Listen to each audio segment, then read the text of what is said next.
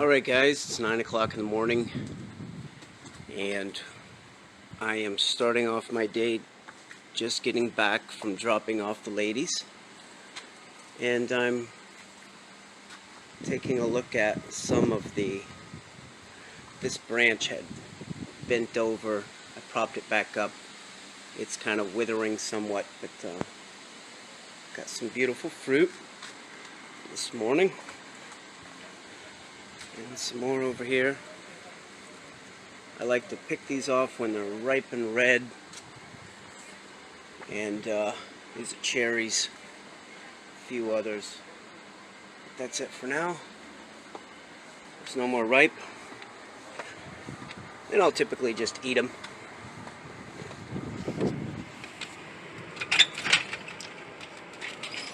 Alright, so we are live, ladies and gentlemen.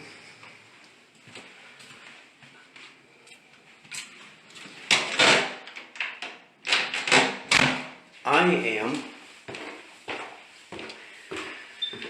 about to send a message to Dr. William Courtney.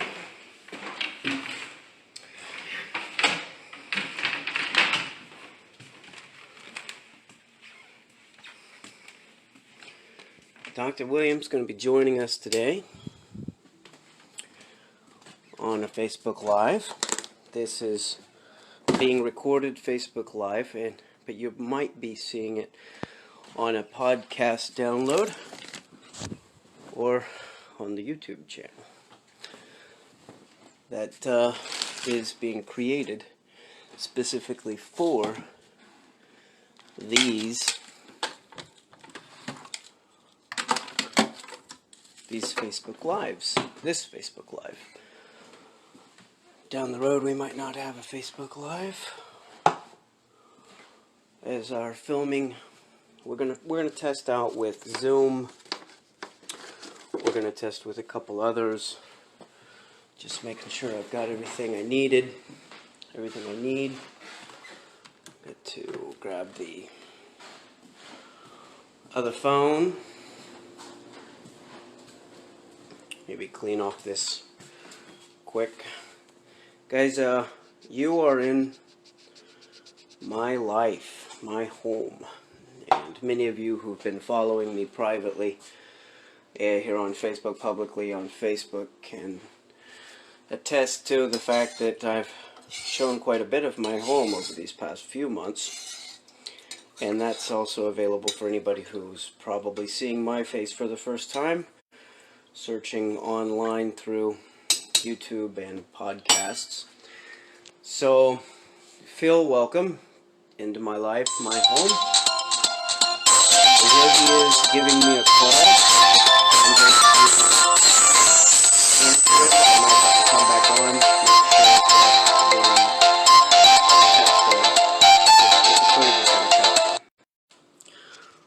Oh, cool. So he might be calling back in a second. Looks like I'm able to resume the footage, which is cool.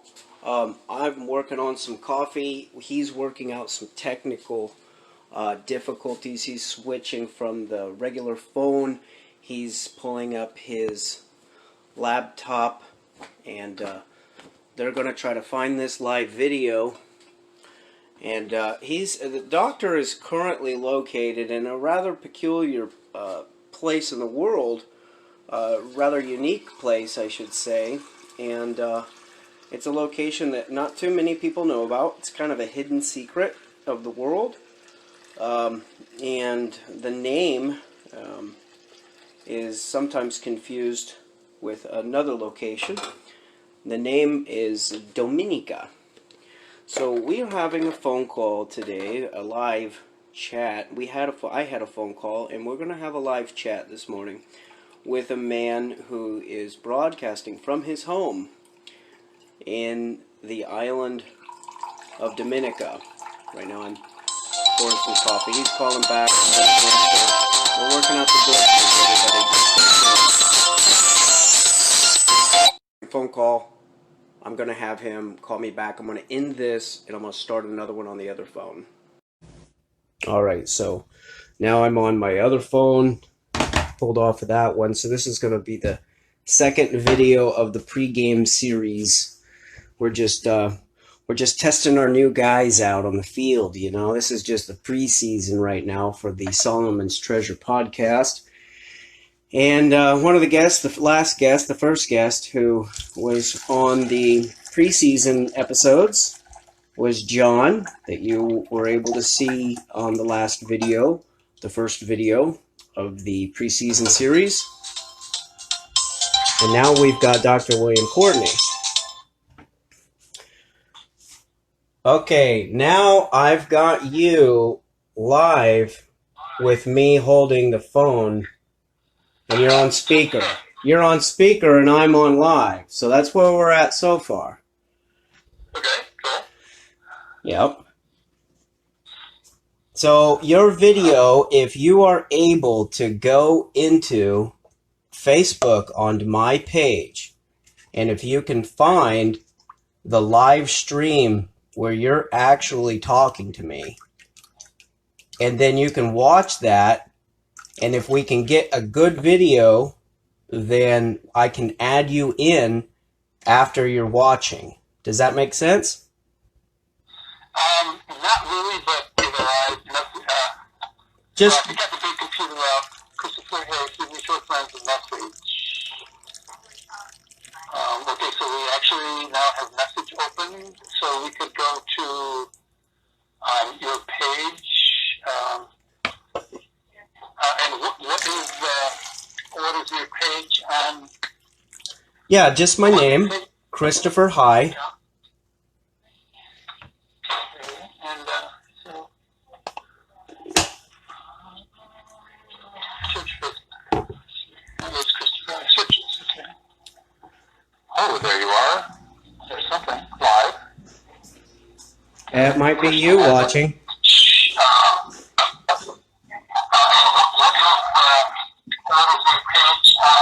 Yes, you're on. So,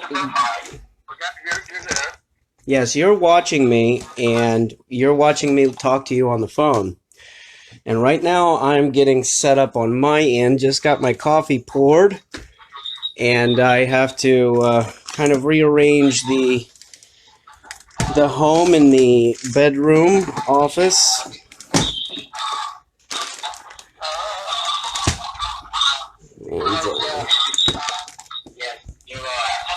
So let's keep you on the phone for a second.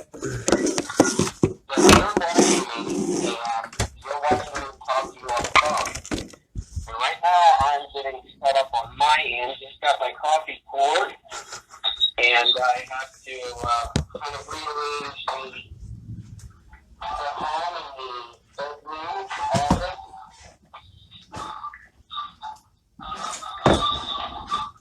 Do I hang up the phone or not yet? Not yet. Let's keep you on.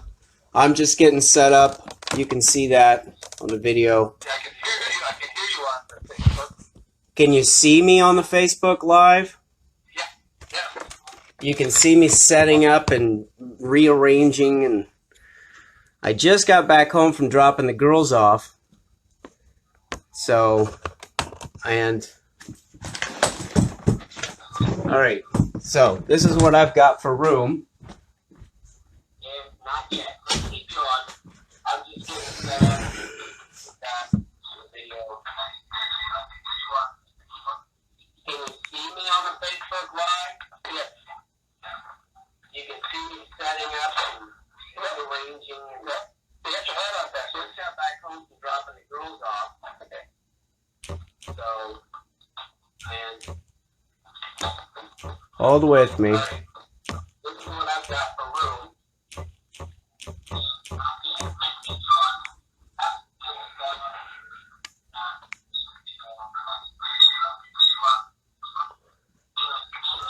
See, I have to replicate what I did on Sunday. So, there we go. Now I'm inviting you. Now I've sent you an invite.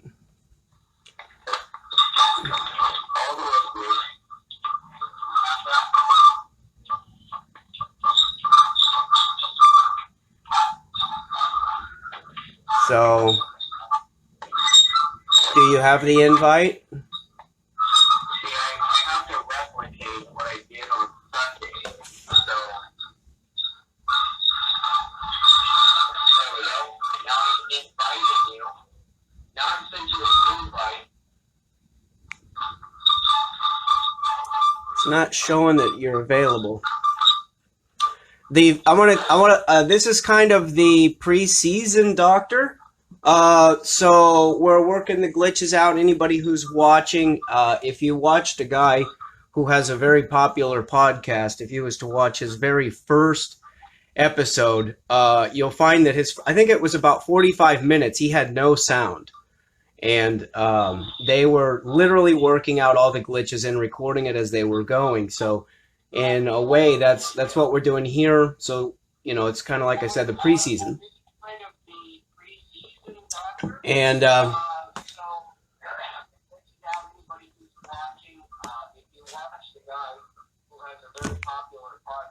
it's not showing your... You'll find that I think it was about 45 minutes. He had no sound. And they were literally working out all the glitches and recording it as they were going. So, in a way, that's what we're doing here. So, it's kind of like I said, a preseason. And, yeah, it shows I've got you invited, Doctor. I'm wondering how my friend John on Sunday was able to accept, but we're going to get it. And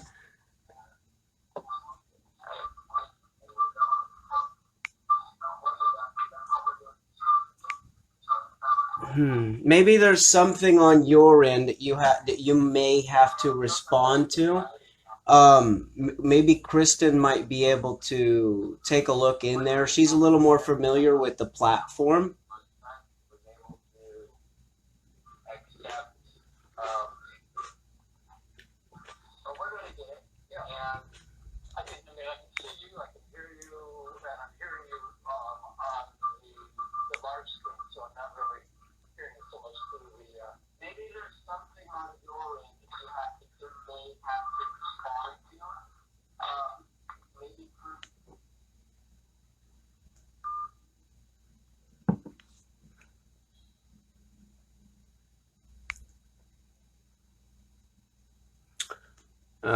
It's cut out. The doctor's never done this. If anybody's watching, we've never had this going before, and he's used to using Zoom. I am used to using this so far, but I've only used it once. So, and he's watching from his home, and so we're connected there. I'm going to send an invite to John. I doubt John's awake, but I don't know. Maybe he is. Maybe John can come on and give it a piece of advice. William, it shows you're invited if you're watching, which you are. The first video, it took 30 minutes for me to get the screen with someone on it split with me. Finding somebody that wanted to come on and then communicating with that person. So,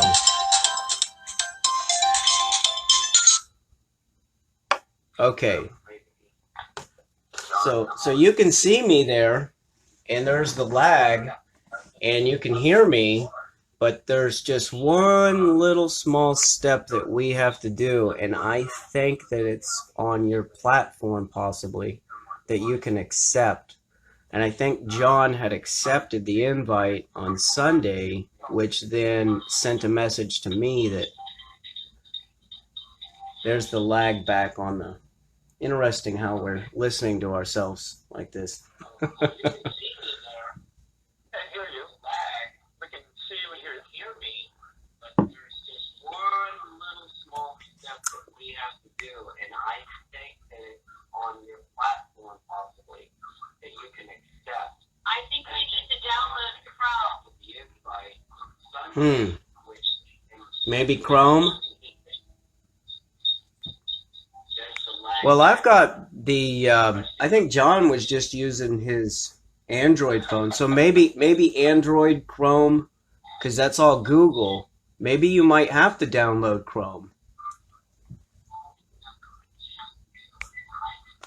I don't know, because I've never seen it on a laptop either.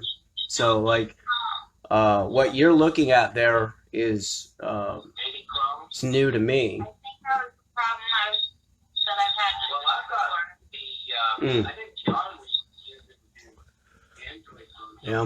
Maybe Android, Chrome, because that's all Google. So you want to try downloading Chrome? Yeah, I think we'll go ahead and try to download that. I don't know. Well, I can stay on live, and if you pull down the live feed there, we can talk on the phone without having the lag while Kristen downloads the program onto the laptop, and then we can try again here in a few minutes with the video and continue with the phone. You want to try downloading Chrome? Yeah, we'll do that and call you back. And we're on a phone, so we can talk on the phone while she tries to download Chrome. Yeah, if we can keep the phone line going, that would be better. And if you pull down the live feed there, we can talk on the phone without having the lag. Kristen downloads the program onto the laptop, and then we can try again here in a few minutes with the video and continue with the phone. Excellent.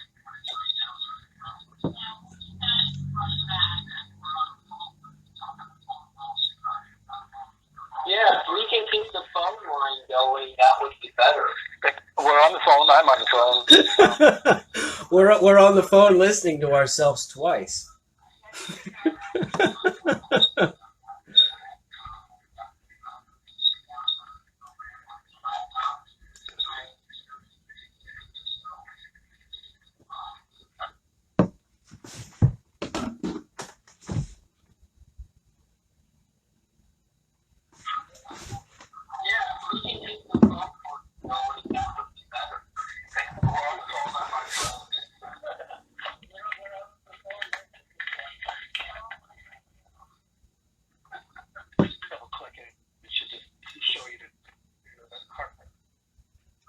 What's that, Doctor? She's trying to down on Viber, but Oh, I'm not trying. I'm trying no. Chrome right here. Well, we're in no rush whatsoever. Yeah. So we're That's loading. okay. So we're our bandwidth is downloading a fairly large program, and we're talking and occasionally disconnected. I can hear you at this point on the phone. Well, that's good. So we made an advancement today, and we know where the next step is that last connection there with the split screen. So that's good. Okay. Yeah. Who's on the phone? I'm still here. Yeah, you're very clear now. We turned the computer, which was creating a little din in the room. Is Christopher out there? I'm here. I'm on the phone. Oh, I thought there was someone else on the phone too. No, the other person that you were actually listening to was the repeat after the footage made it to your screen through Facebook Live. Okay. So you were Generally what I focus on. we were listening to ourselves. Does that make sense? Well, it's always good to have an audience. Yes, it's always great to have. Hey, at least somebody's listening, right? Exactly. I mean, we had an audience of two. That puts us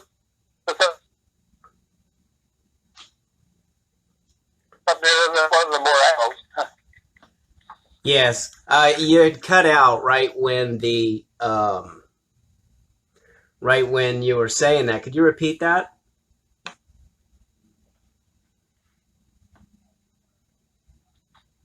Yep, it's saying poor connection. Connection lost. Well, you know. The computer's on now. No, I don't. We can't get. Kyle, this is not a good time. You guys should go out and do some gardening and kind of let us do our thing. Well, if you would like to take a break, and if the doctor would like to talk on the phone, we can just have a phone call, the doctor and I, and we can just continue rolling, and you can shut the laptop and take a break if you need to. Well, she's using a lot of bandwidth downloading Chrome and trying to get that up on the other computer, and so we're running two, and that may be exceeding. That's what the problem is. Yeah, So let me hang up on the phone. Give us 10 or 15 minutes to see if we can get the Chrome up and running. So I'll call you back in about 15 minutes. Or how about this? Why we could do that? Or do you think that you would be able to get the Chrome downloaded that quick if we cut the phone call? If we need to be live on the podcast, we can do the phone and do the Chrome later. But we apparently can't do both very well. Right. So why don't we just keep the video going, or no, let's take a 15-minute break. That'll give me some time to explain some more things before you come back on, and then call me back in 15. If 20 minutes and you can't get the if you can't get the Chrome running, just give me a call back and we'll finish with the phone and we'll go from there. I'm gonna stay live so that I don't cut the transmission, and 15-20 minutes if you have to shut the laptop and work on it later, there's no problem with that. That's what we'll do. The path of least resistance, and we'll just take it easy, you know. Okay, very good. So we'll call a little bit. Yes. Talk to you soon. Okay. Bye. All right. So, they are very amazing people. A husband and wife couple. Many of you probably know me, might not know me, and but I want to talk to you guys right now about what I understand about the people who I'm talking to on the phone. As of, well, let me see. Yesterday, the doctor called me, Dr. William Courtney, and it was the first time we had a conversation together. I've watched all of the information, all the videos that I can find of him online. I knew that I discovered him in 2016. I can take a step back too, because I can recognize that with these videos, this is probably the first time you've ever seen me before as well. So anyone who's watching, who already knows me, watching live, I got Allie, you're there watching, Ronald, actually people are coming and going. So anybody that pops on or wants to watch this video later, or is having other technical difficulties, or is watching for the first time, I'm going to try within the next 10 to 15 minutes give a good backdrop of who I am and who I understand Dr. William Courtney to be, and what it is that I am doing on these videos. What is it that you are watching? And yes, I'm going to try to do that. So this is new for me, and as time goes and as my experience gets greater, it's going to be better. I understand that. And so my background, I'm 36 years old. I was born here in the United States. I say here, you could be watching it from anywhere. So yeah, it's like, which words to choose? Anyway, that's part of the programming as you're learning. So there's a lot of auto corrections in my mind because I'm learning as I'm going. So, and the same thing with the doctor. We had an hour-long conversation yesterday, and I'll tell you what, that guy, he's got a vocabulary. We're about to bring a guy on who's got a medical vocabulary and a medical background experience. I'll just put it this way. How cannabis interacts with the body as a dietary essential.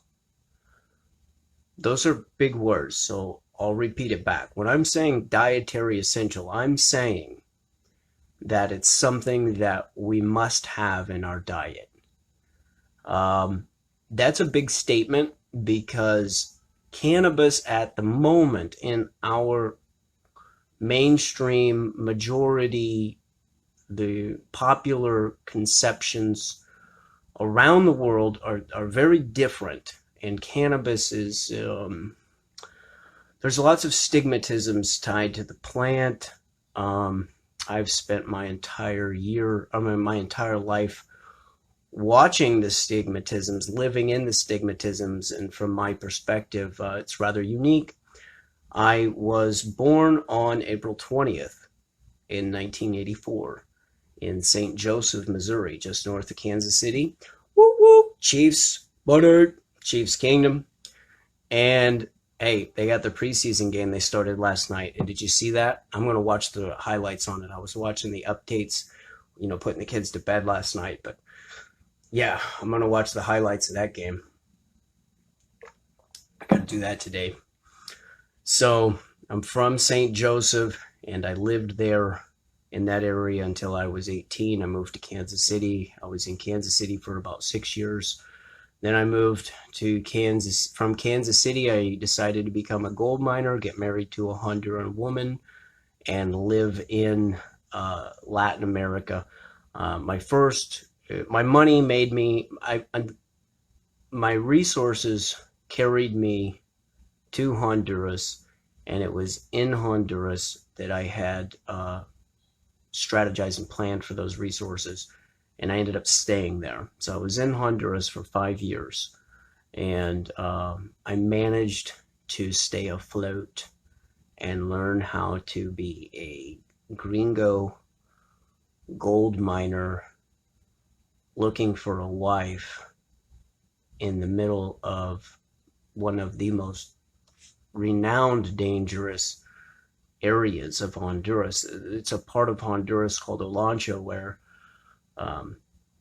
it's interesting. I could get into it really quick. I don't want to. I'm on a limited time, so another 5 to 10 minutes. And so I got married about 9 years ago. So 2008, housing market took its hit. I was in Kansas City. I took a big hit. You guys will learn more about that over time on the podcast. I'll open that stuff up. There was logical decision, reasonable decision. I believe that at the time, I was making the most correct choices for myself and for others.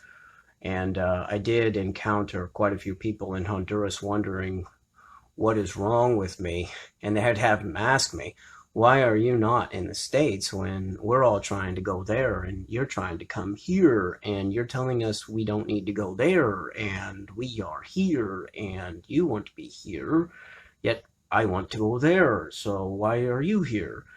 And all my family's up there telling me I need to go there, and the money that I live on or people around me live on is coming from there, but yet you're here living off of money here from gold that you're finding in the creeks, from gold that you want to get off of my property, from gold that you want to find in this area because, wow. So it was quite a journey of exploration on my part. As a child, I went to, just in my childhood, going back education-wise, before I get into the education, 2008 till 2013, I was in Honduras. Then I went to the Texas Permian Basin oil field, the Permian Basin goes into New Mexico, but first I went to Waco, went to truck driving school north of Waco, which is about an hour north of Austin, and a little town called Elm Mott. Took a truck driving course there, went over to the oil field, and boom, I was rocking and rolling. And the whole time, St. Joe, Kansas City, Texas, I would always have a pizza delivery. So I was making money pizza delivering. That was always my backup reserve, and I loved little Hondas, Honda CRX, HF. I think I've had maybe 6 or 7 of those. I've rebuilt my own motors, learned how to do it myself. I'd buy the books. At 19 years old, I was rebuilding my first CRX. And So I drove down through Mexico. I was in Honduras for 5 years. And the whole time, I'm Christopher Heye, the last name of Heye. So growing up, Christopher Heye, born on 420. So everywhere that I've traveled, I've always been watching the cannabis industry, and I've always been engaged in understanding the forefronts of the science behind cannabis and people's perspective at every angle. So this summer, I decided to begin to call myself a self-professed. I am a self-professed cannabis expert. Self-professed. So it's like I'm calling myself that. Like I'm a cannabis expert, and I'm going to continue learning about my experience, and you are all going to be learning about that. The podcast in general, Solomon's Treasure Podcast, is bringing. It's about talking about anything and everything that we can do, and then maybe even implementing plans to do that, and then going and doing it, creating plans, and then implementing the plans to actually go and do whatever we can come up with that's the best for the world, the best things for the world, the good things. And so what all can we put together and create that's good? And we have a guest that we're going to have on, and this guest, well, see, what happened after 2013, I went back down to Honduras. We started my wife's paperwork process in 2013, and she got her interview and then her residency. And that's the same time we had news of our first child was on the way. So we made a decision to make another move, but this next move was going to be either to Missouri or where my wife's mother was living and is living. And we actually live together now inside this home. We have the whole Honduran clan. With the limited version, just the closer, because we could easily, with them, they would easily, increase the numbers, but there's an occupancy limit. We don't have the whole clan. We've got the immediate family that needed it and that wanted it themselves, and I never pushed or pulled. It was just what can be done and what needs to be done, and what can we do and what can't we do, and what should we do, what shouldn't we do. So when we got the news that the baby was coming, I'm drinking this coffee like a madman.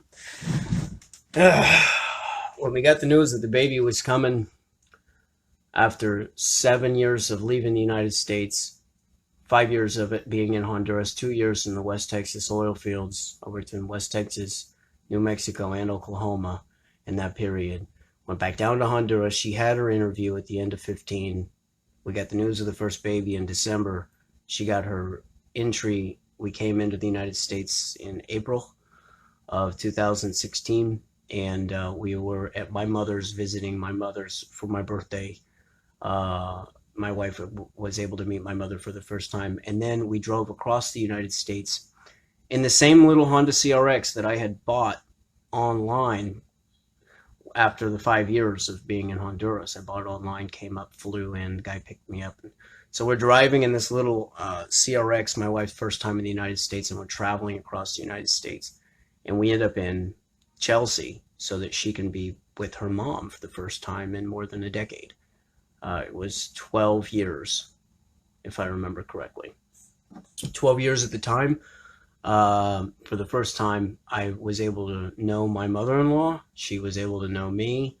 And my wife was able to see her mother for the first time in 12 years.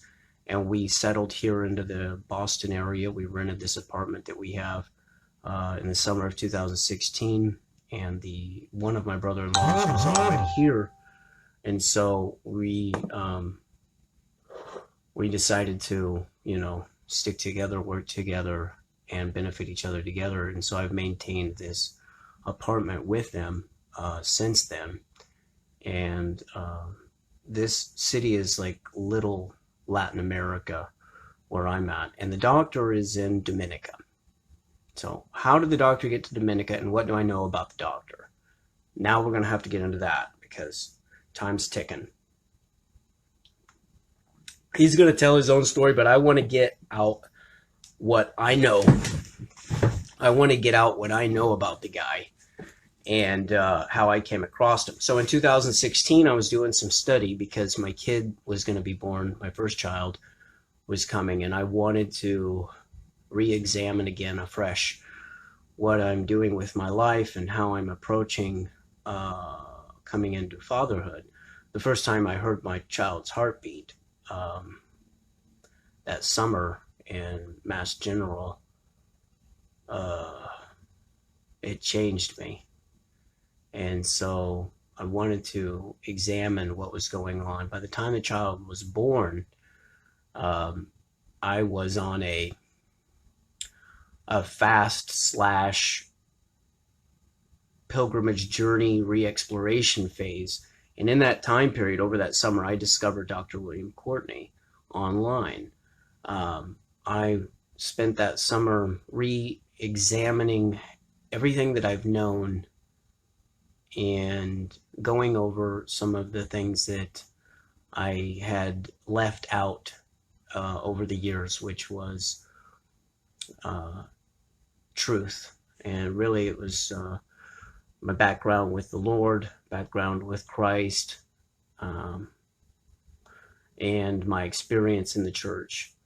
So, and when I was in Kansas City, I was in a private Bible college in this congregation,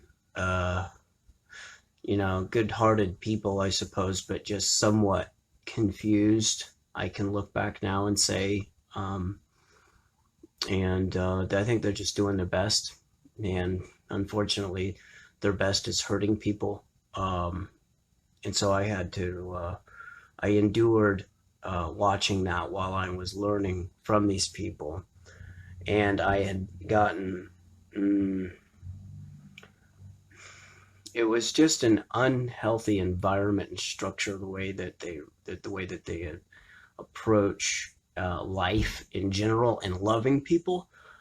So it was hard for them to love people and accept people and not reject people when they didn't live up to a certain standard that they have inside their own group mentality. So instead of it was a single person rejecting somebody, it was a group rejecting people. So it was a group mentality rejecting individuals. And because they are afraid that the individual is not going to line up possibly with what the group wants their image to come across as. So the group is, they're going to make us look bad. Got to get rid of them. And so I was actually asked to leave.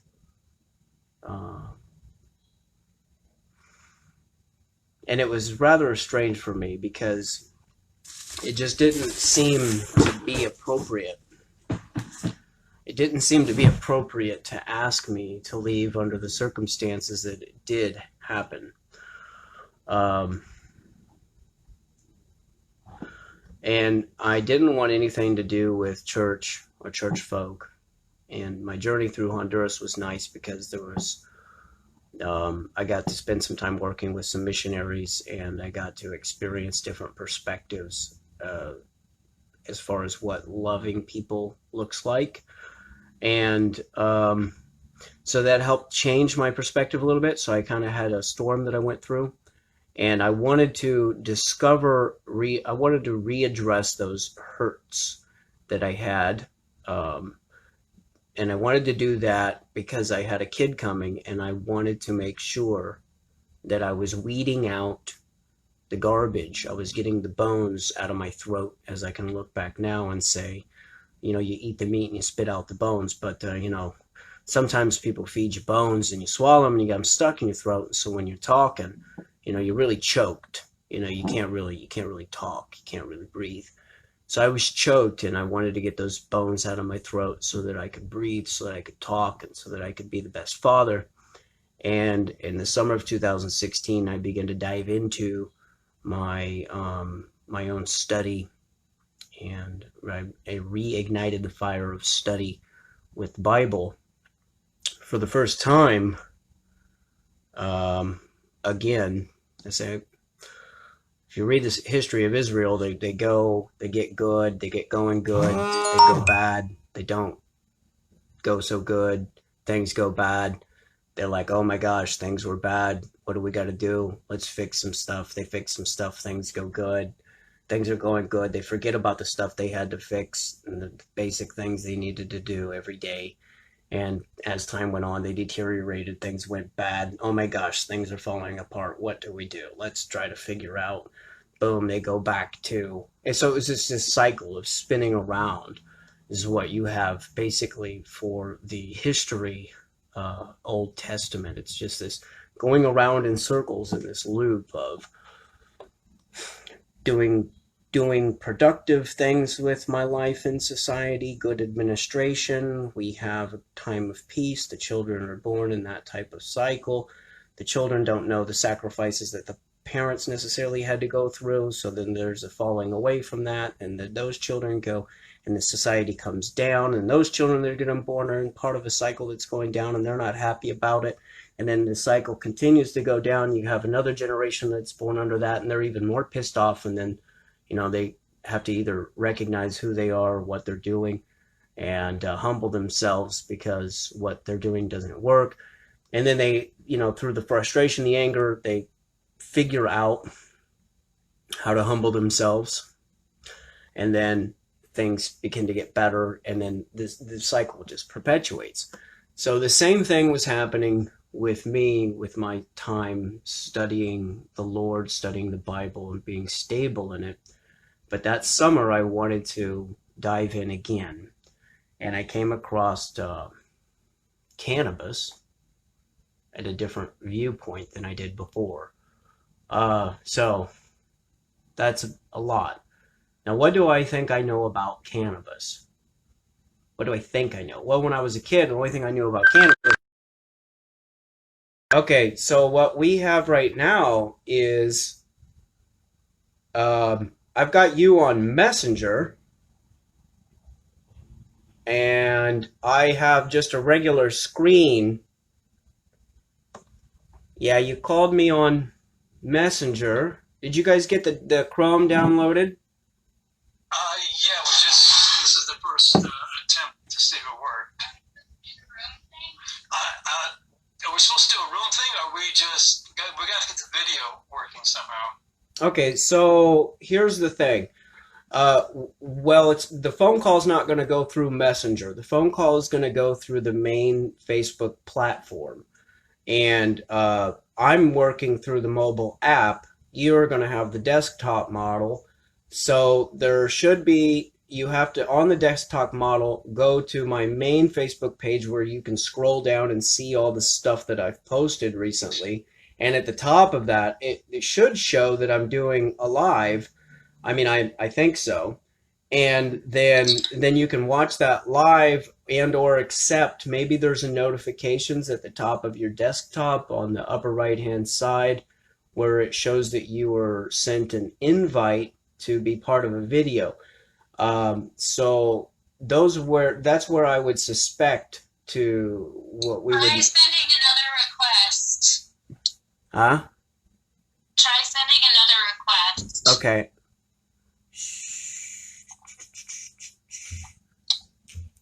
You ever seen old people using Facebook online? Have you? I remember when Nintendo came out, right? Yeah, I do too. And yeah, yeah.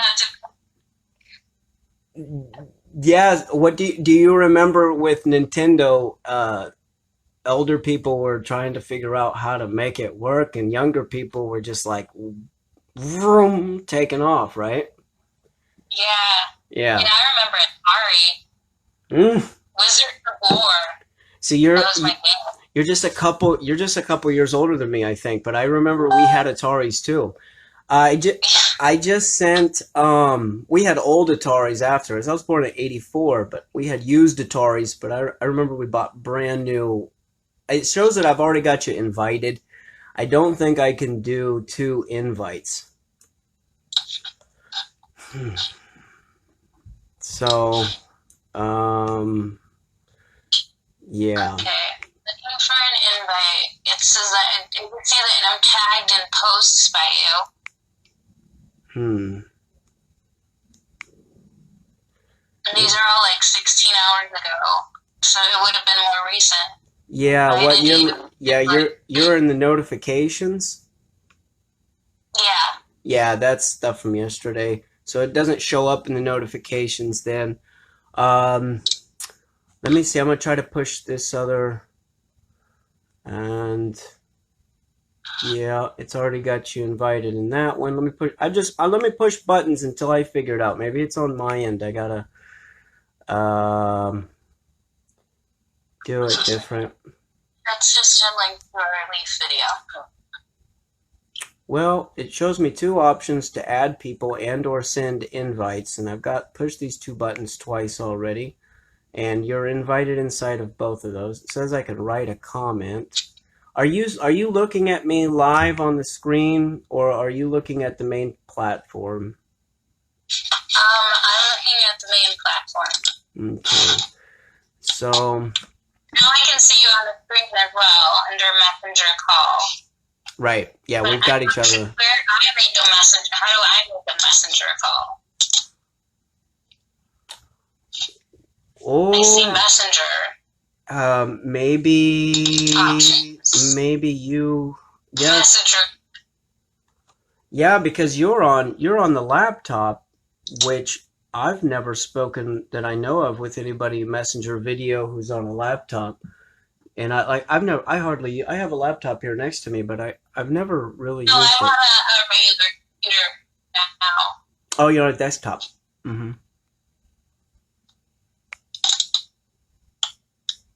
It's called Charlesville and Clear Valley. January 26th. Where am I? Where did I find this? Oh, nice extra option. Message request. Yeah, I've already pushed all the buttons once.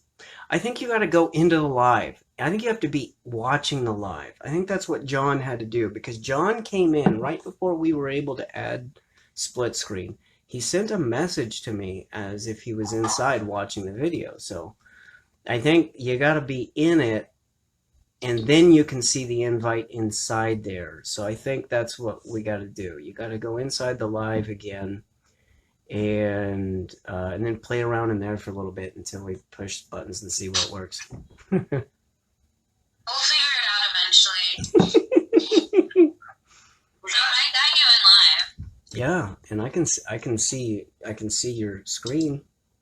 Oh my gosh, camera's off. Wait, camera's back to where it was. What you just did there, it showed that your camera was off. Now it's showing your camera's on.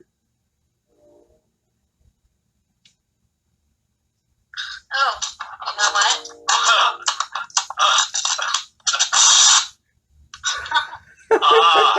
Security tape. Security tape. 12 hours later. You guys have the security tape on your camera. That's beautiful. That's beautiful. Well, That's super funny. we're getting older. Not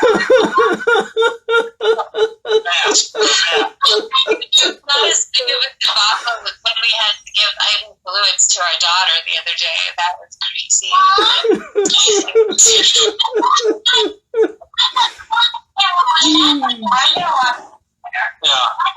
Yeah. You got her to put a dress on. That's difficult to do, so we're making progress. Hey, she looks great. She's moving around. She's mobile. She's, that's huge. That's huge. Yeah. I'm I just finished doing an intro, and where we're at right now is on my live. It shows me holding the phone, but yet the live video isn't able to see you, but I can see you very clearly, and the video feed looks good. Sound is good, and um, so that's another step up. And I want to say, first of all, thanks for inviting me into your home and your life there. And I want to tell you you're welcome in mine. And it's a pleasure to have you. It's a pleasure to have a conversation with you. Um, you're a very unique individual, and your knowledge that you have, that you've paid for over time with your, your effort and investment in yourself, plus your story and your background, that created you who you are. You're a very invaluable. You're an invaluable human being in a way that I know that people are going to be surprised with what we're going to talk about. It's very it's a great way to start off, because you are in the cannabis industry. I don't know if you know what too many people think about you, but from what I can gather, from what I've studied online, what I was able to find, and out of everything been able to find, and out of all the people that I've been able to listen to and research and study, you, sir, definitely have a unique voice and perspective in this emerging understanding that we have with this plant and how it interacts with the human body. And it's on a level that can be, I gathered really quickly from our phone call yesterday, it can be quickly overwhelming with some of the terms that you understand and how it actually works with the body.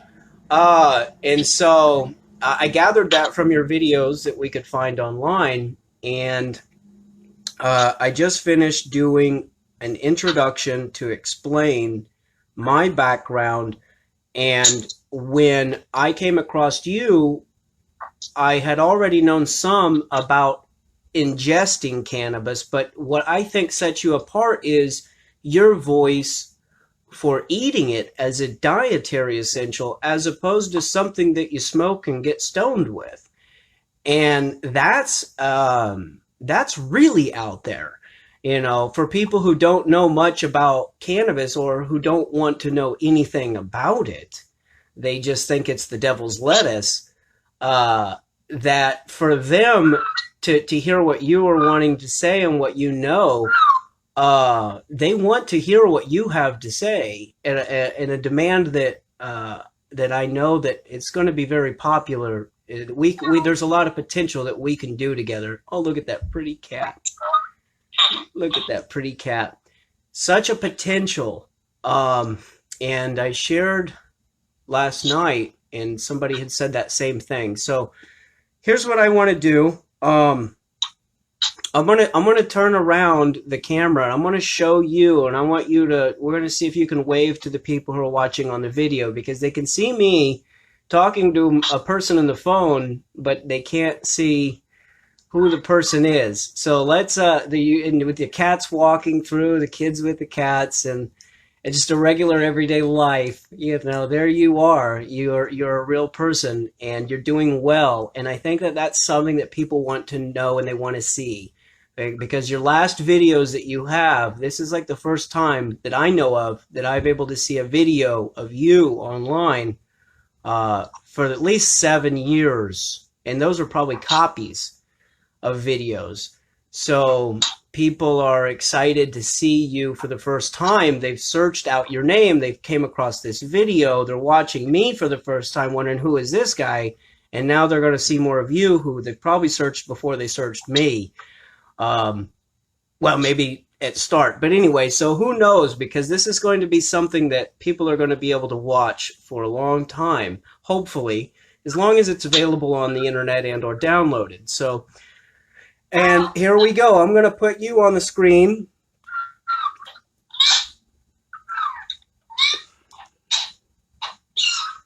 Let's see what happens. I go sideways.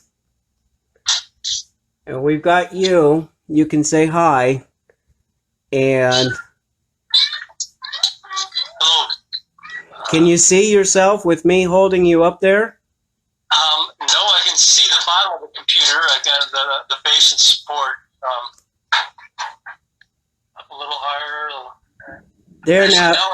Now there we you. go. I can see the. It looks like a smaller screen behind a large screen. This is a cat.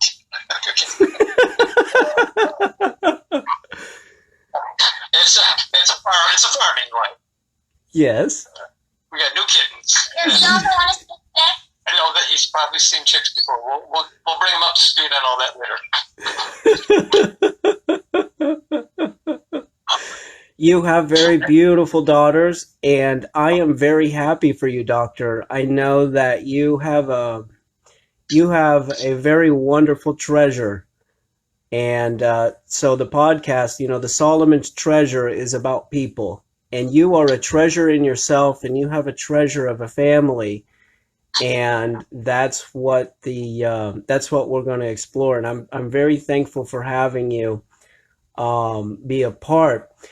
Let me bring you back to me for a minute, and that'll give you guys a little bit more flexibility there on your background for today. Hi, Kristen. You look so good. Oh, thank you. Do you feel good? What? Do you feel good? Yeah, I'm feeling better. Good. Like, finally. I've been sick for, I don't know, two of the girls that were sick for 5 weeks. Right? So that was pretty miserable. But Yeah. I'm feeling a lot better now. I'm so happy for you. Yeah. Yeah. It's nice. It's Not bad. it's good to feel good. Yeah. There's only so much you can watch on Netflix before you get to going. There's only so much you can watch on Netflix, huh? Watch both of it. Yeah. The girls are really into Designated Survivor right now. Oh, really? Yeah. They love that show. Well, tell me, this is the first time I've been able to see you, and obviously it's the first time you're able to see me. I have a 3-year-old and a 2-year-old. They're about to turn 3 and 4, and Aww. 2 girls, and you too have 3 beautiful daughters. There's one of them. Hi, Somewhere. Hi. my name's Christopher. My name is Zahaya. Nice.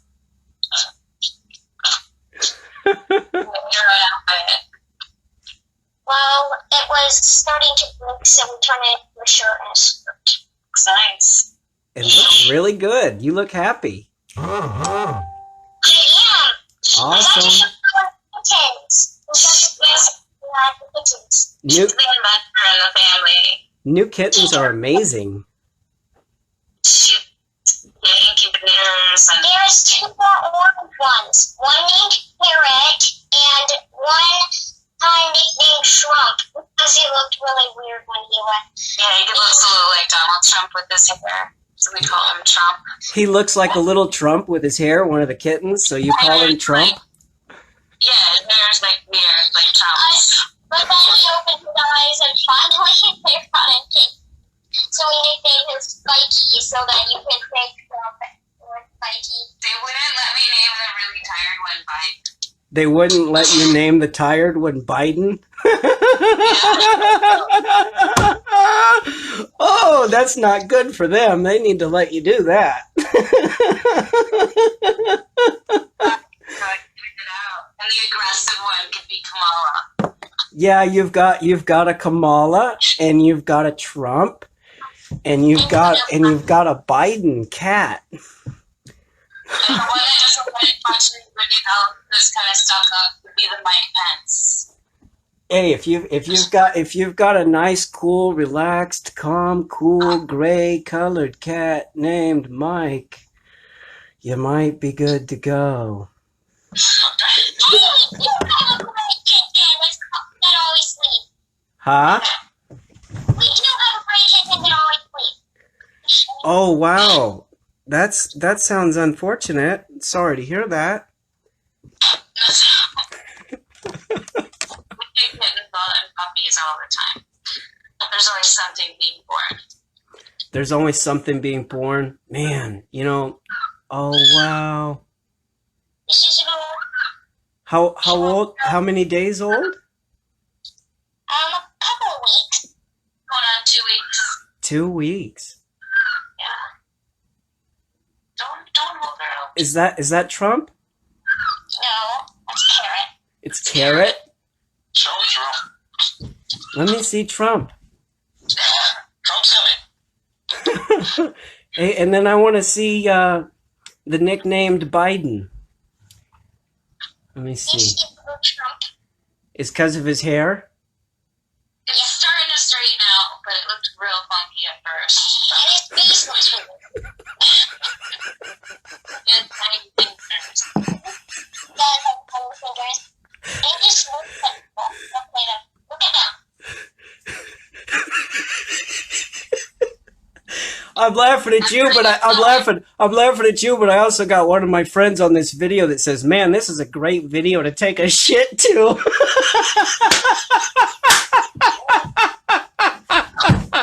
Our friend of mine from hometown, he says, "I got a running hangover from the Chiefs game." Shit. The smallest cat we've ever had.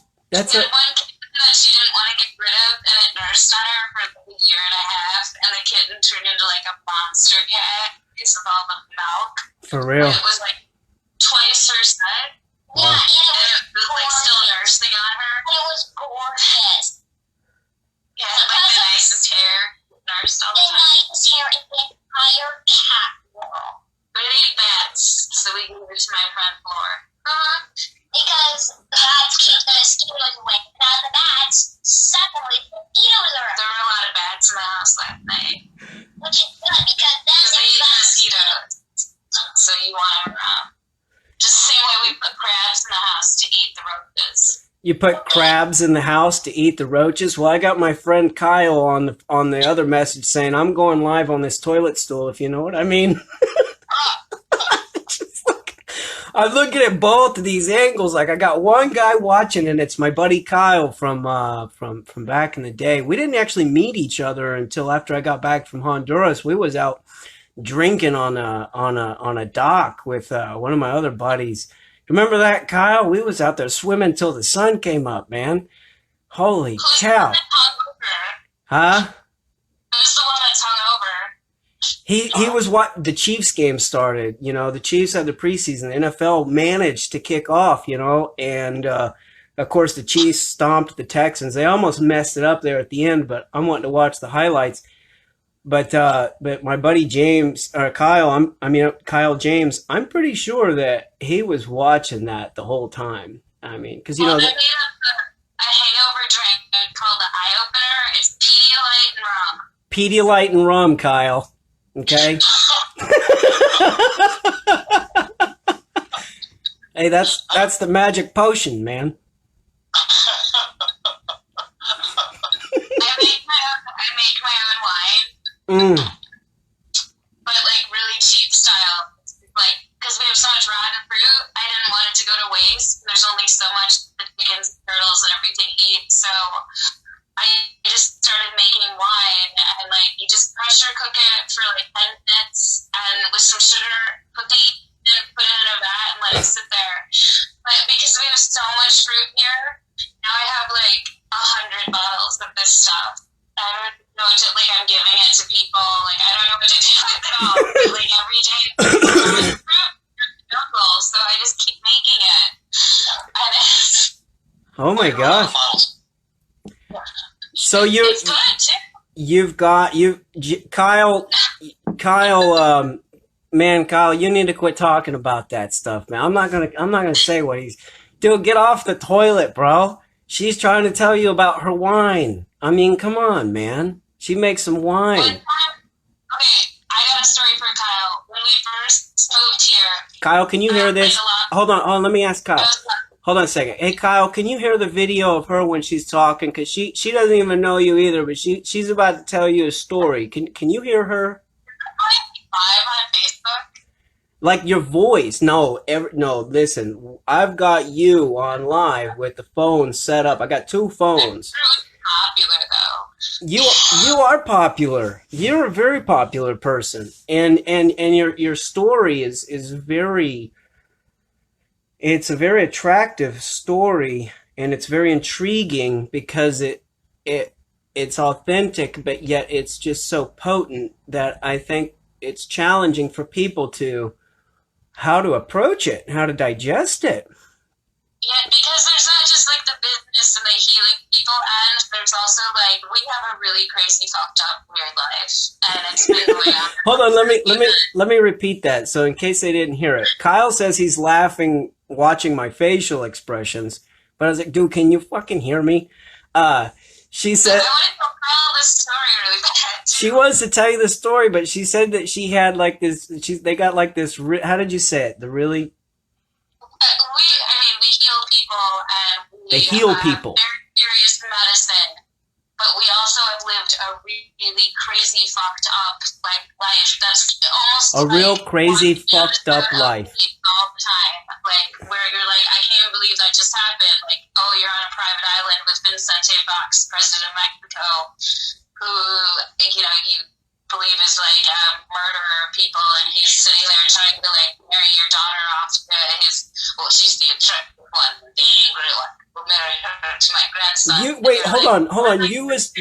You're talking so fucked up of a story that you was on a private island with Vicente Fox, the former Mexican fucking president, and he was trying to ship off your kid.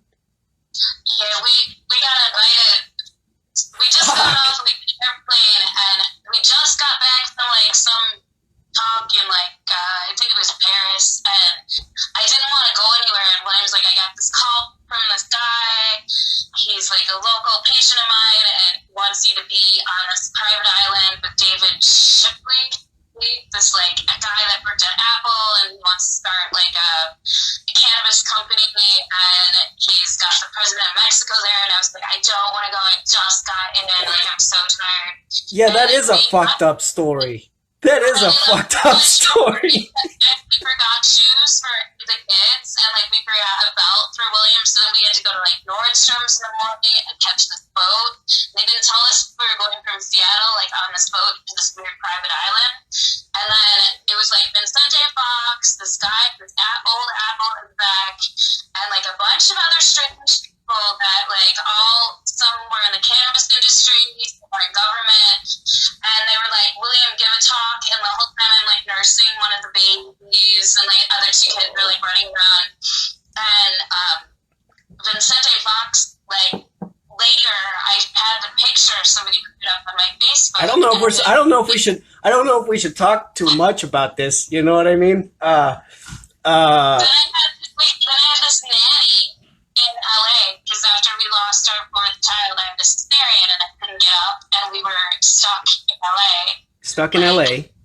The day she died, we put down the deposit for a year on an apartment on Sunset Bureau. I hate LA.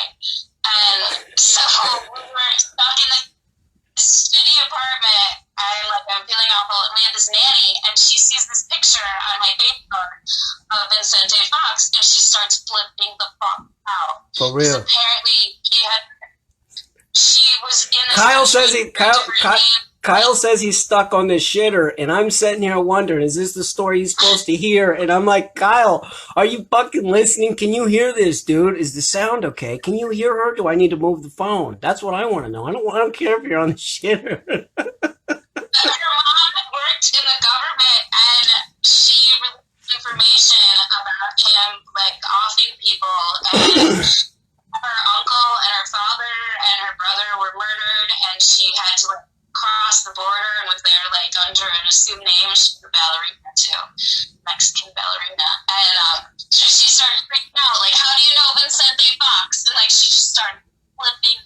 she started letting you know because she was like, alarm, alarm, fucking danger, Will Robinson, motherfucker. Like, you don't know what you're doing. Hello, stop. Yeah, and we turned them down for that job because we were supposed to go to the Clinton Center in like Guadalajara. Okay. I got feedback now. So here's where we're at. Kyle says that he can hear you. I think that if we go a little bit slower, we might have a slightly better sound quality coming from the phone. And he says that he just doesn't have any idea what you're talking about. Okay, here's the story for Kyle. Here's your story, Kyle. Okay. When we first moved here. When they first moved, hold on. When they first moved there, and we're talking Dominica, so they're in the Caribbean right now on a little island, not the República Dominicana, or Dominica Republicana, DR. Yeah, it's not DR. They're on Dominica. So we're talking these. Okay, this is William and Kristen Courtney. These two know about why drinking cannabis as a raw juiced drink is absolutely the most important thing that you can put in your body after water. Cannabis is the number one vegetable. It's to be eaten raw, untouched. And this is totally different from what anything any of us have ever known about up until this point, at least I think for you anyway. But smoking, yeah. I think he got off the toilet. I think he's fucking gone now. Because it doesn't show. Are you still there, Kyle? I'm trying to tell you who the fuck you're listening. Sorry. I'm trying to tell you who you're listening to. And anyway, here's the cool thing here's the cool thing. Okay, so I got a story as we're going because we're going to tell a lot of stories. So when I was 15, I built a tree house in my backyard in the middle of the city where I was born, and my parents didn't know about it until like 4 months after I'd already started, and a kid fell out and broke both his legs. But yeah, so but it sucked that day, but we had a hell of a good time during those 4 months. But one of the things that I learned was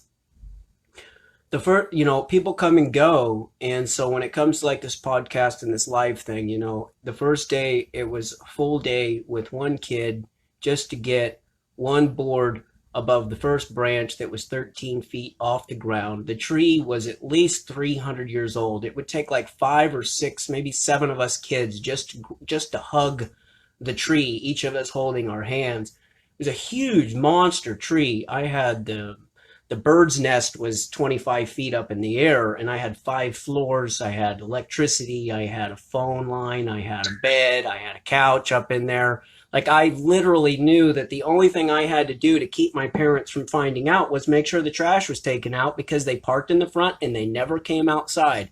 So all I had to do was make sure that I was getting the trash out the back door. And I did, by golly, because every morning I had a crew of kids in the backyard that we slept in the tents. And at 6 o'clock in the morning when we was up, sun was up, we were working, and we built a tree house. But when I started off, it was one person, one board, one day, and he never came back because it was hell for him. But once I had the whole thing set up, I would come back after going out on an errand or anything and everything, and there'd be like a whole gang of younger kids inside the tree house, and I'm like, get the fuck out of my tree house, and at first nobody was like, nobody wanted to help. That's the story. And the person who did want to help, they burned out the first day. So when we're talking about pacing ourselves with stories and sharing and unpacking some of the cool shit that we know and helping people along the way, there's going to be people who, like Kyle, who come on, and I think he's back on now.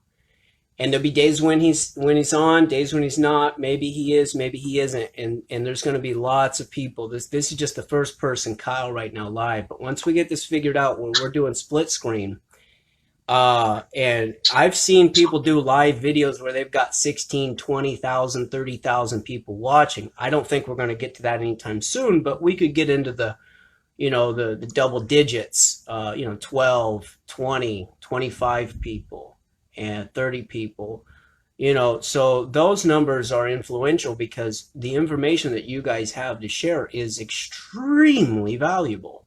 It's extremely valuable. It's super valuable. It's almost too good to be true valuable. And that's what I'm so attracted at and why I'm so super excited about having you, being with you on this conversation. I'm just blown away that this is actually happening. I'm super happy.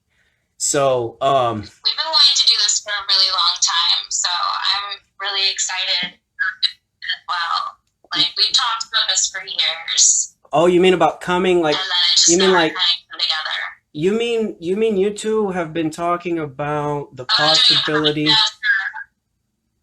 like the possibility of coming on to a live show, podcast type setup where you're coming out of the closet and spilling beans, so to speak.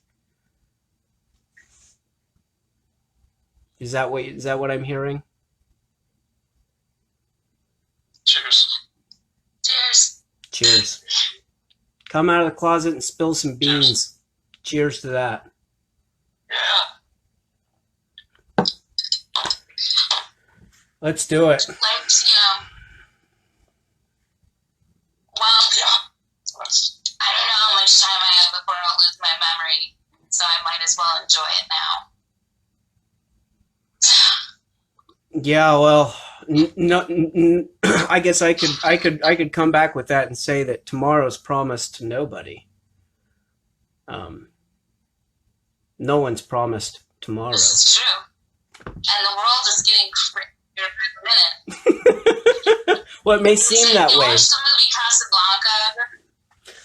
Casablanca? I never watched that movie, but when you sent me that link for the video and I watched that clip, I was like, this is nostalgic.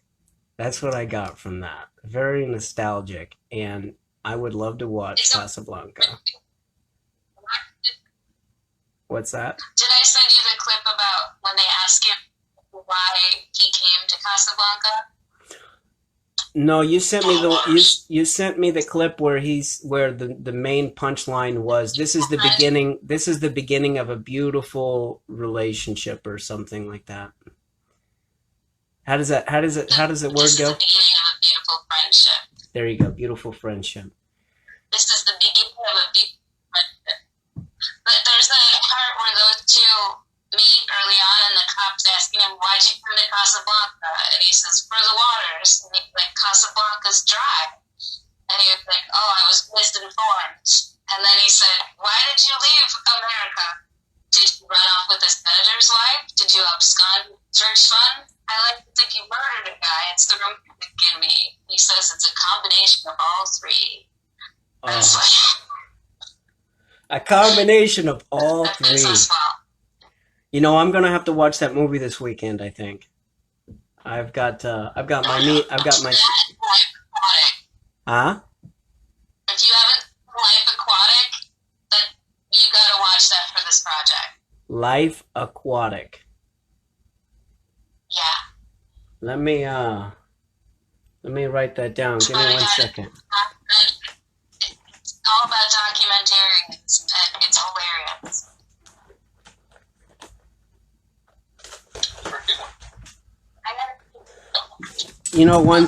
One thing I'm gonna get is, I just realized I'm gonna get another small whiteboard because I like to draw on things, and when I have a small whiteboard, I'll be able to write stuff down and show it. Sometimes that's good for visual lessons and for learning. So I'm gonna pick up another one of those. I'm gonna write that down, and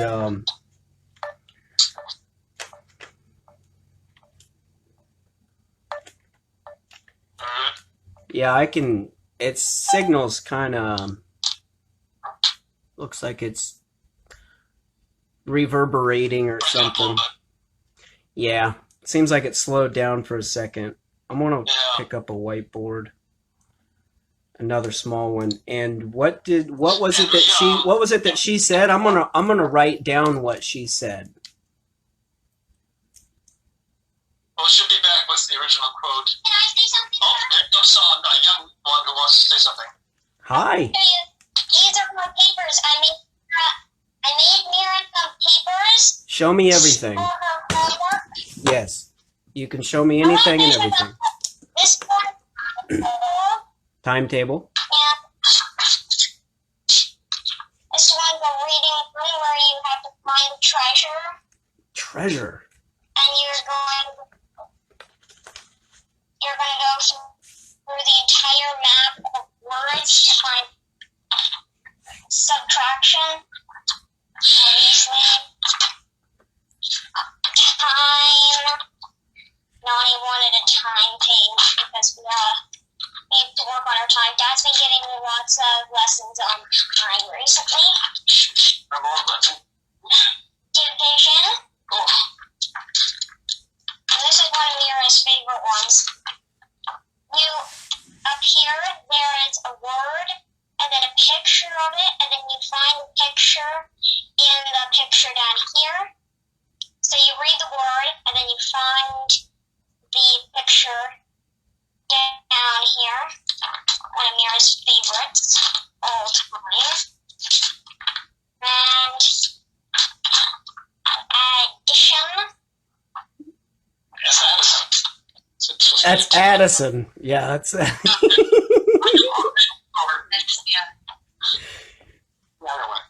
She's figuring it out.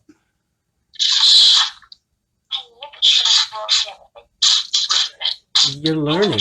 You're learning. Yeah. And then this one is the only page finished. Nice. A couple long words for Mira. And you Good. then get to find in the picture, like television, a little TV here. Can't see that. But a little TV here. Oh, there it is. You got the TV in there. And you got your vocabulary list. Looks nice. Your handwriting looks good. You're developing good with that. And then you ready between page. Good job. And one of the most recent one, the times table. So those are the pages I'm working on for Mira. So far, families do it. You make the older one teach the younger one, and then the you call that teach an older one. She can you tell her that I just want to tell her thank you for sharing that presentation. I'm very impressed. Thank you. You're welcome. One more little thing. One more thing. A craft. The dragon. Oh, wow, you created a dragon. They're big into dragons. This Reads a lot of dragon.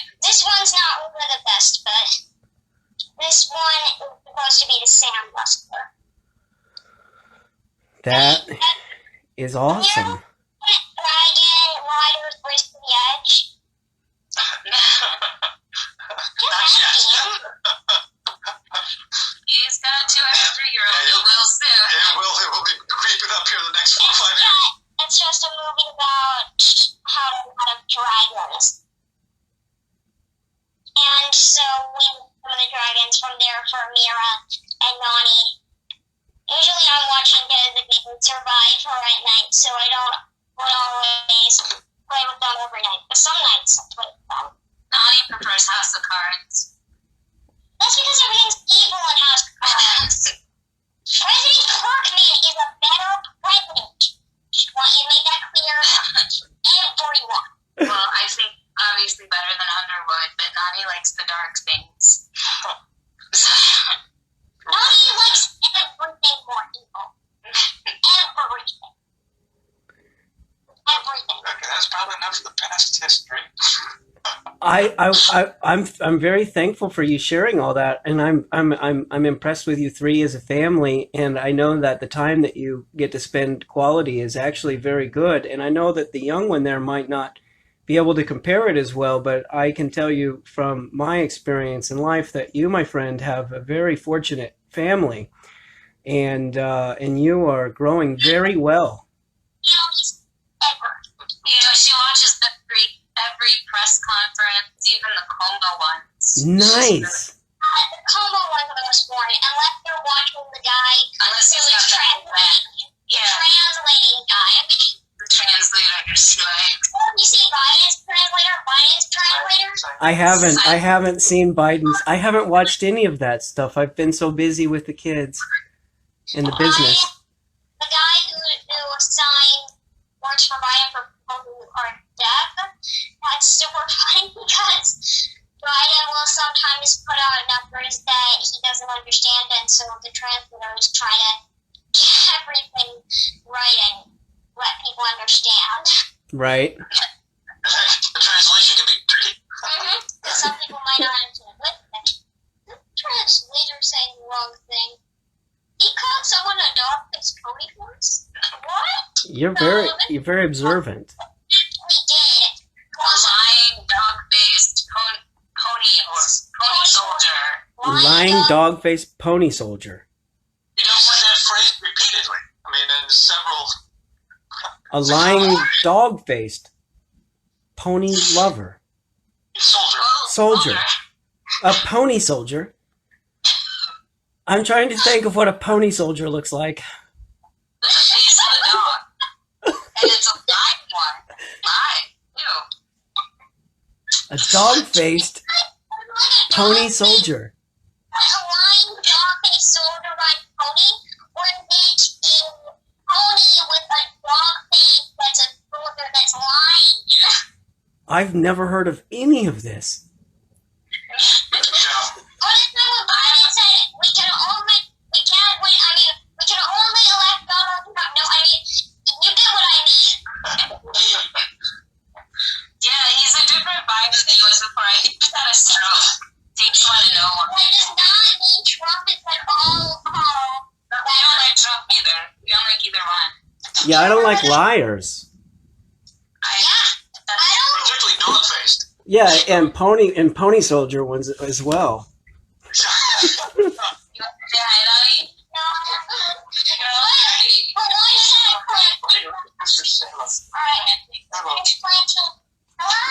Hi, look at you. You have a nice outfit on. What's your name? My name's Chris. Nice. And there's. Here comes the younger one. Hi, you. My name's Chris. It's good to see you. Can you see me good? Yes. Yes. Okay. Well, it's nice to see you. Thanks for coming on. No problem. No problem.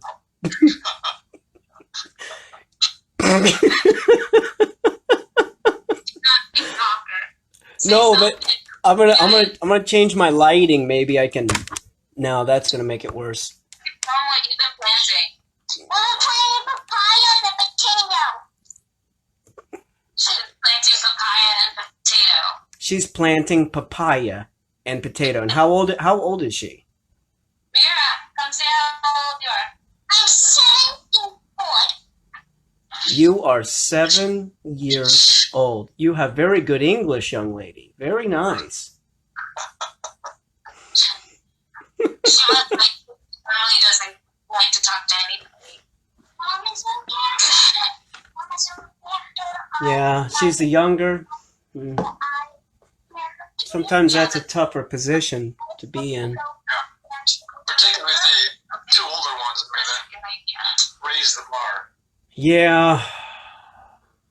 Well, and when you have a gap too, it's a little challenging because the younger one's from my experience with my younger brother. I have a younger brother who's 6 years younger, and at first when I was smaller, it was more fun for me. But as I grew older, I realized I couldn't have as much fun because he could get hurt much easier, and so it was hard for him because I would have to push him away, and that had actually hurt him. And but we talk good now, but it was really painful for both of us. And but yeah, so it's challenging for siblings when there's a gap, which is why when we had our first one, my first question was immediately to my mom after we went and visited, because the kid was born in Boston and we drove to Missouri. And I told my mom, when can I have the next one? She says, it's been 3 months. And so you should be good. And so the next one came out 51 weeks. They almost share the same birthday. And, but yeah, you have a wonderful family. Hopefully. Yeah, the last one had anxiety. It had like 4 more by now. Ooh. But it was just, we were kind of done at that point. But they're so close, and the younger one is not afraid of anything at all. I mean, in a way, I was like kind of a helicopter parent when they were younger. You know, they never put them down, and they were always been perfectly pristine outfits, their hair done in styles. We were traveling the world with them on airplanes where they had to be quiet, sit at dinners. And now, with being sick, like, they kind of run wild, but they're so capable of stuff. I mean, they can saw down trees, and they can jump 20 feet down into... Hold on. Let's go. I'm going to repeat that just in case people didn't hear. Your kids can cut down trees. And wait, hold on. Okay, so your youngest one, your middle one is 7. How old is, or the youngest one is 7? Yeah, 7, 9, and 11. And they're all adept with study. 7 is an interesting number, and 9, 11, well, that's today's date. 7, 9, and 11. Why did I never think of that? That's the 9/11 day. Yeah, today's the day. We're kind of big on 9/11. Yeah, you know, I think a lot of people are. A lot of people are big on it. When he was running for Congress, after a while, it was like it didn't matter what question they asked him, he was going to push it back to 9/11 and the Patriot Act. No matter what, you could ask him about anything, and it always went back to that.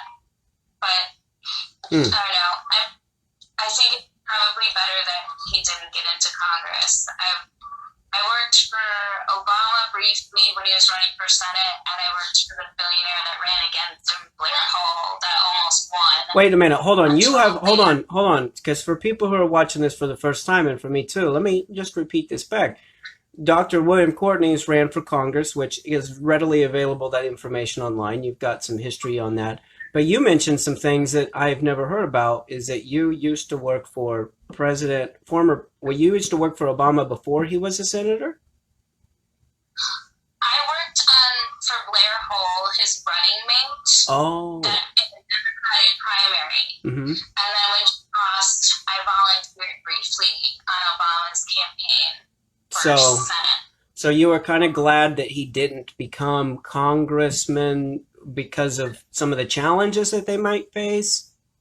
I didn't really like Obama. I never really got on that well with him. I thought he was kind of silly at first. Before they talked him up, he'd be like, I'm not your Obama. I'm Barack Obama. I'm not Osama. I'm Barack Obama, which is kind of funny, but it just didn't seem like serious to me. And then they were already talking on the campaign trail about him becoming president before he had even become senator, even when he was last. And then 3 weeks before the election, they had Blair Hull and the Republican candidate, Jack Ryan, divorces unsealed. Jack Ryan, the Republican, was married to Gary Ryan, 7 of 9 on Voyager, the hot Borg chick. Okay. And he used to take her to sex parties and like beat her and like make her eat dog food and stuff and like torture her and like weird sex stuff. Chicago stuff. And it came out in the paper, so that ruined his career. Oh my But gosh. she didn't want it concealed because they had a little kid and she didn't want it splashed all over the papers, and they were already divorced. And they had Blair's record. He was the front runner. They had his record unsealed, and he married the same woman twice. And the second time he married her, he said, I only want you to, you can only get money if we divorce again if I've abused you. And she's called him up so that he pushed her in the shin. And so she ended up getting like millions of dollars in the divorce settlement. But then later they became friends and she worked for him. But the way they presented it in the paper, already Obama had so many powerful people behind him that they were able to unseal these two sealed divorce records, release them at exactly the right time with the perfect hit piece in both the Sun and the Times, and ruin the chances of the two front runners, and it set Obama up to win. And I watched them talk from the beginning of when he was dead last that he was going to be in the front, and it was just politics is real dirty. I mean, some of the jobs that they offer you are like you could be a wire girl that we wear a wire into debates where you're not supposed to have them recorded so you can hear, so they can, practice every word that your competition says and see how you're doing. And they give that to hot girls. Also, hot girls go to things where you sit at a table with like labor people, like labor unions, and you just look cute so that they want to be part of your party. Right. And then you can also be a sign stealer, where you go around and you just steal signs, throw them in the river. Like, there's a lot of dirty shit that goes on in politics, and I kind of had my fill of it.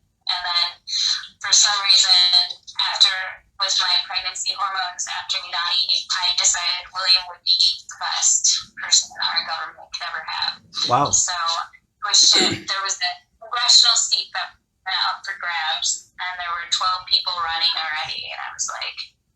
You encouraged you encouraged your husband to run for Congress, and he did. Yeah, and it was not like the current thing. There were because there were so many candidates, there were probably close to 40 debates that he had to take part in, and this is someone that had 40 debates before, and they would come up with these really difficult questions, like, what do you think about PXR 338 that passed last year? And you just stuff that the common people don't even really care about, They want people with they want people with, I think that people are looking for integrity and honesty, and the facade that most politicians are maintaining is that that's real. And so you have to keep that, because nobody really wants the person who doesn't have integrity. So people will even believe that somebody has integrity when the information is blatantly clear that they don't. Or they want to believe that the person is definitely telling the truth when they're not even fucking close. And so... Well, a lot of people didn't vote for him. They wanted to protect him from that world and thought that it was bad for him. So even people that liked it wouldn't. Other people thought that he should shut up about 9/11 and stop talking about it, or we're going to end up dead. So they didn't want to vote for us. And then we still had a lot of kind of stoner people calling a year after the campaign, wondering when it was time to vote. Hold on a second now. So you had a mix of stories, right? So you had a mix of every angle of a perspective that you could have. Plus, you had stoners afterwards, a year after the elections has already passed, wondering when's the election. The guy that had won the seat before, that was the super corporate guy that was an insider, obviously won, but he got 4.2% of the vote. Bang! 4.2, yo! Oh, look, a Lego. I can also make Lego dolls. You can make it. Your kids talk a lot? Yes. Well, yes. And the first conversation that all three of them would have together, when would all be able to speak in a real conversation. Yeah. And the first real conversation all three of them had was right before we went to Ireland, where they talked about quickly getting on the airplane to ditch us so that they could get the stewardess to give more candy to them while they were on the airplane and do whatever they wanted to. And it was how do we ditch mom and dad on the airplane so that we can have our own area. For real. They were like, we are going to. Wow, they were setting you up. Well, she grew up in hotels and airplanes. This is like the first place that she's had where it hasn't been like we're always packing to go somewhere. Never leaving. How did you like living on airplanes? Thumbs down, she says, I don't like living on airplanes. Not enough room to run. And there was no donkey. Not enough room to run, and what else? No donkey. No donkey. There was no donkey. I mean, come on. That's a huge point. You got to be able to run, and you got to be able to have room for your donkey.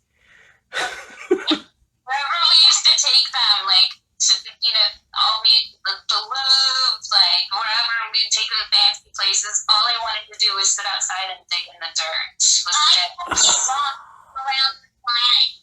I love that. To Versailles, the palace that King Louis XIV made, the largest palace in Europe, and they have turned one of the buildings into like a really fancy restaurant, like incredibly fancy. Like we got trapped when she was a baby. When I got trapped. Keep going. I'm listening. Keep going. I'm gonna stand up.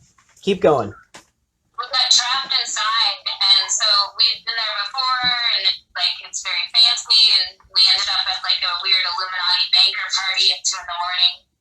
And then, but this time, we took the kids, they were having an awful time. We went to this restaurant, and it was definitely a place that kids had never been welcome to before.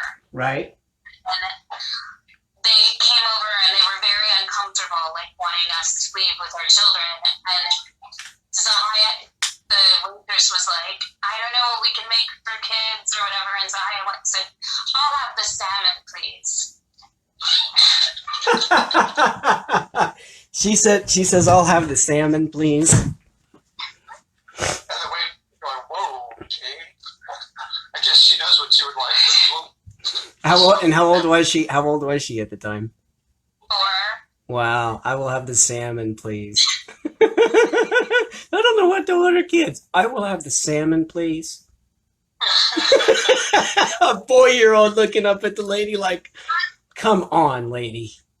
Yeah. Don't dry it up, just cook it right, And okay? they wanted to be asparagus. Yeah, and she wanted it with asparagus. And she wanted to know if it was fresh. She wanted to make sure it was fresh asparagus with salmon at 4 years old. Fresh. Yeah. Because you can't have salmon that's frozen or doesn't taste right with the asparagus and butter sauce. And is it farm raised? So for a while they were obsessed with Anthony Bourdain, and they wanted to be, he wanted to be a food critic when she was like. You girls were obsessed with the Anthony Bourdain show where he would travel around and try out all the crazy foods and meet new people. Until he killed himself. Or He might not have, none of us were there to see it, So I think the Clintons had something to do with it, but that's another story for another day. I didn't say it. That was you. Once someone Clinton against the Clinton campaign Uh-huh. died, and they said, hey, died for natural causes. Decapitation. Decapitation is not an actual cause, no matter how you spin it.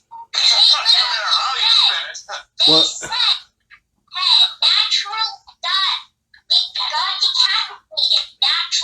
Naturally died. Naturally died because his head was severed from his body. So naturally he bled to death.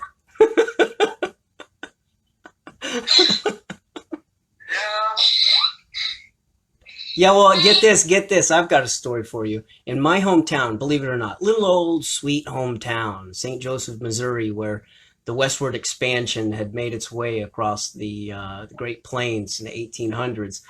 St. Joseph was where the Pony Express mail route ran to Sacramento, California, where they could get you a letter. I think it was in like 24 or 48 hours. They could get a letter because they had a chain of ponies that they rode with smaller people that, were physically light. And so that was my hometown. Well, in that little old town, in my little hometown, there was some news that came out about 5 years ago. There was a kid fishing in one of the ponds, and he snagged a body that was jammed underneath a log in the middle of the lake that you could walk into and come up chest high on the water, right? So the news, it was like, I'm going to record this. I got audio too. I'm going to go ahead and record this part. What time is it where we're at right now? Almost 11. Yeah, I was, let me get this set right. 10:55. Okay. Good. I haven't been recording. We're going to start doing this on all the other ones too. I've been saving some recordings, but anyway, so now we're recording. That's good for document and just for fun stuff. Have it backed up. And so what happened was they snagged a body in the middle of the lake, and a kid found it. 2 kids, they were fishing. They snagged a body in the middle of the lake that was jammed underneath the log, and it had a nail in the back of its head. The body had a nail, 16-penny nail in the back of its head. And so I'm like, that's a murder. Duh. And, well, about 3 days later, because they went to his house, it came out in the news that there was like some stuff that they found in his home and yada, yada, yada. And then all of a sudden it linked back to some of the people that were, from what I understand, from what I remember, it linked it back to the administration of the city in some way, some fashion, maybe a public servant or whatever. I can't remember exactly, but I remember that it was that because they found like this letter and it went back to somebody. That's all you heard in the news, right? And then amazingly, like 2 days later, they reported 2 or 3 days later or something like that. It was an apparent suicide. It was apparent. I'm telling you, it just looks exactly like a suicide to me. The guy found himself in the middle of the lake, underneath a log, and he jammed a nail into the back of his head.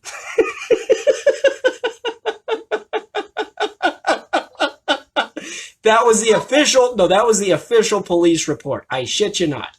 And everybody was like, you've got to be fucking kidding me.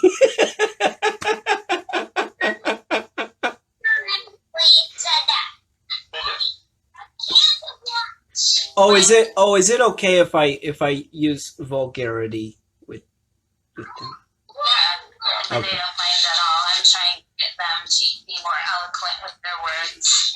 Yeah. But, yeah. And so they've been around adults more than children their whole lives. A lot more often.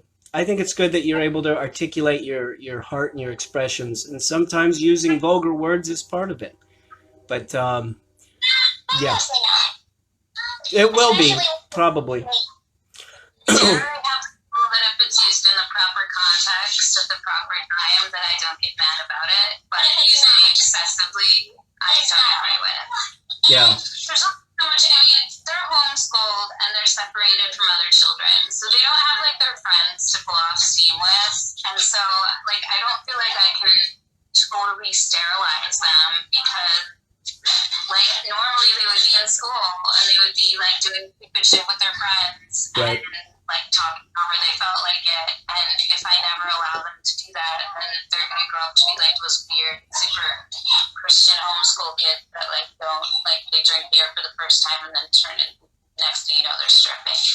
Yeah.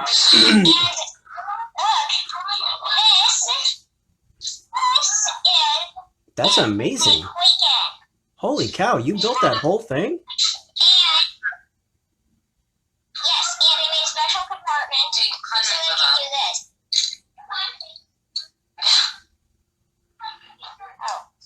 Your kids are amazing. I only made one of them. But it was still interesting. A school hack. And so you can put rocks in the poison, and he can eat rocks. She likes dragons and prepping. Dragons and prepping? He's somebody you can talk to about prepping. Really? You can talk to him about whatever You can talk to me want. about whatever you want, and we're going to have fun together. Freak him out if you talk to him about your prepping. You won't freak me out with hardly nothing. I don't think you can freak me out. I know what person I want to show. Normally you have to kind of tell her that grandma and grandpa don't want to hear your opinions on politics or that you feel how you feel about the end of the world.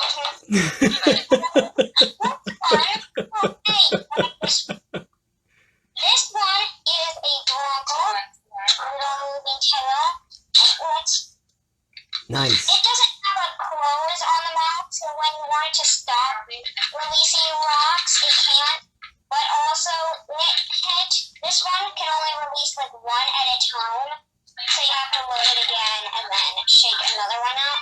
Very cool. But sometimes if you put a rock too close up here. Well, you have an amazing ability to build stuff like that. I'm very impressed. Oh, Kristen, we have not to cut you short, Kristen, I've got my friend Patrick White.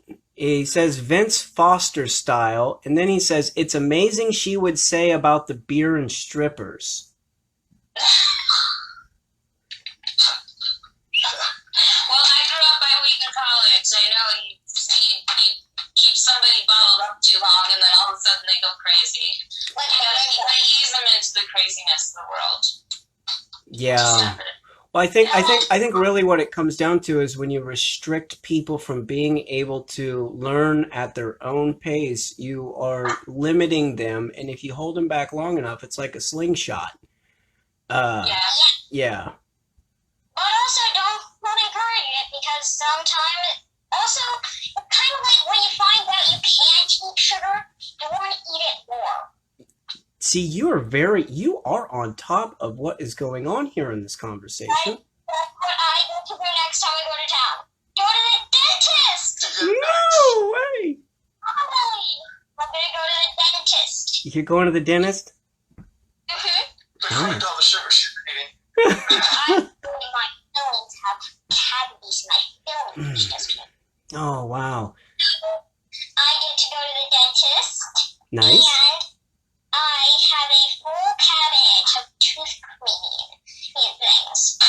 A full cabinet? Yeah, from picks to pick out stuff in my teeth, to scrubbers to scrub in between, several kinds of flosses, my special toothbrush, a few extra toothbrushes, special toothpaste with no fluoride, because I do not believe in fluoride, and two mirrors, a tiny mirror that you can put inside your teeth, and then another big mirror to hear most of what's going on in your mouth, and so that you can see what's in the mirror. Well, it's apparent to me that you are a very healthy and talented person. You are very, very healthy and talented. I'm impressed. And what was I gonna say?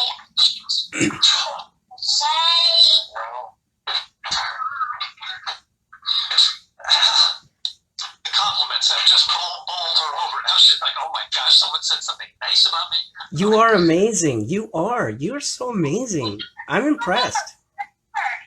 Huh? And once Ricky brought his friends over, the newest kids we saw, and one of his daughters was 10.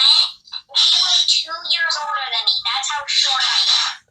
Everybody's sitting down, so I don't look short, but I'm short. And I'm teeny, like Hannah Wells. Hannah Wells. Yeah, I'm tiny, like a mouse tiny. Yes. My shiniest, tiniest spirit animal is a rat. Cunning and sweet. Me too. I'm a rat too. Really? Yeah.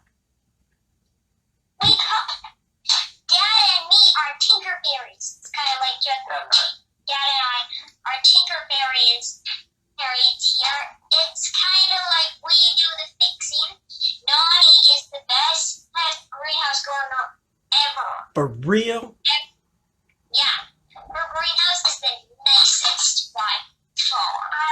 Really? Well, the nicest on the farm. The nicest growing on the farm. And her and Nani right now are having a stream of books that they are looking at, and I built from those tests that I showed you earlier. I'm going to take my test, my because most of the kids have taken on this year. And you're gonna take sixth grade, and how old are you right now? 11, I'll be 12 when I take my 6th grade exams, but I still younger than 10. So you're the 11-year-old. You're the 9-year-old.